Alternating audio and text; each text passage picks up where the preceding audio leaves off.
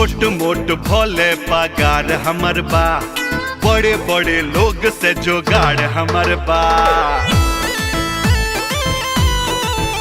अरे छोट मोट भोले पगार हमर बा, बड़े बड़े लोग से जोगाड़ हमर बा।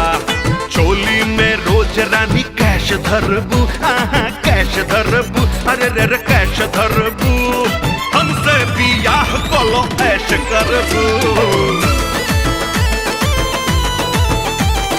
चोली में रोज रानी कैश धरबू, हमसे बियाह कलो ऐश करबू। मालूम है कितना कमाते हो तुम, पान भी उधारी का खाते हो तुम। ऐसा स्वाद मैं चखूंगी नहीं, मैं चखूंगी नहीं। क्यों क्यों? चोली में चिल्लर रखूंगी नहीं।